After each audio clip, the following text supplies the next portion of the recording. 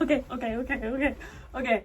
You might notice I am a little hyper right now. I just watched Revolution of the Daleks, literally just finished it like some minutes ago, and this was the first time I ever got to watch an episode of Doctor Who live. I mean that literally, the first time, and oh my gosh, was it so exciting. I have so many feelings, and I'm going to do my best to talk about them before I go somewhere to watch a Doctor Who marathon on my friend's TV. Again, really short, so I apologize if there's something that you wanted me to cover and I don't get to it. I got places to be, and in all honesty, I'm a little too hyped up to think. I was literally doing circles around my room trying to calm myself. So I'm gonna do the review now. All in all, I didn't do the intro. Okay, we don't need an intro. We don't need an intro. All in all, how I felt about the episode is I thought it was a little too fast-paced. I definitely felt like we needed more time, and they already increased the episode's length. So I do feel like it was kind of a little too quick. I feel like we really just ran through everything. I feel like I didn't breathe the whole time. So I do wish that we had gotten more time for this episode.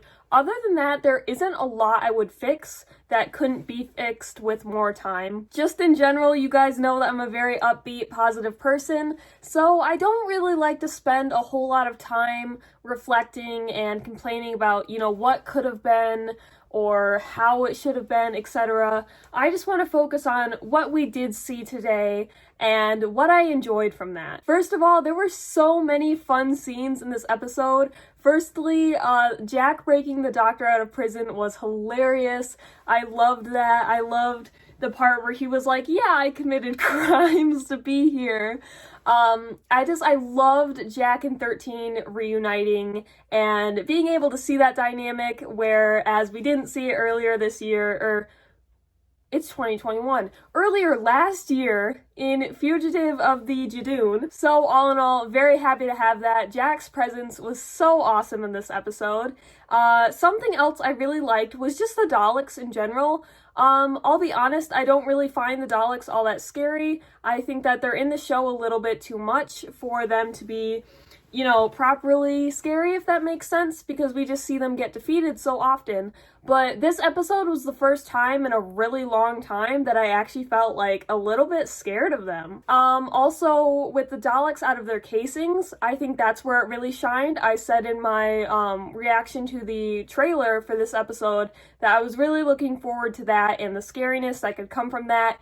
Very happy to report that they went through with that.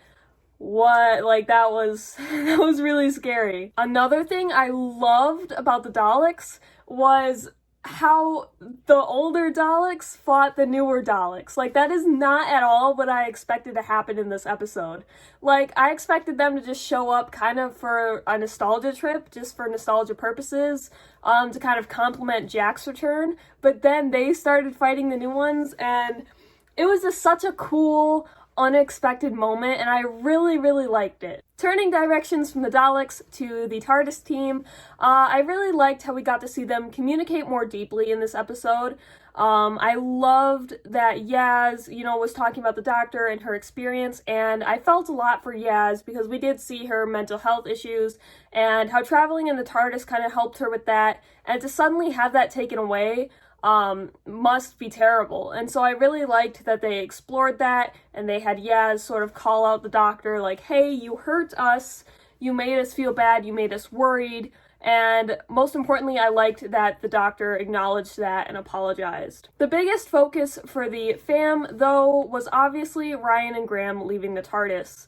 Now, again, I don't like to focus on what might have been.